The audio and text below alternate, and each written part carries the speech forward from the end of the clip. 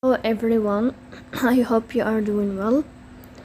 Today we will talk about how to fix or how to solve the problem of EWA. You will go to settings as you see and you will click. In this page you will click on apps, default apps, app settings. In this page here you will go to EWA app and you will enter.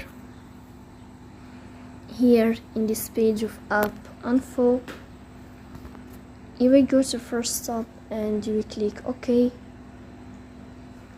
Here you will enter to the window of storage. Here you will click on clear cache.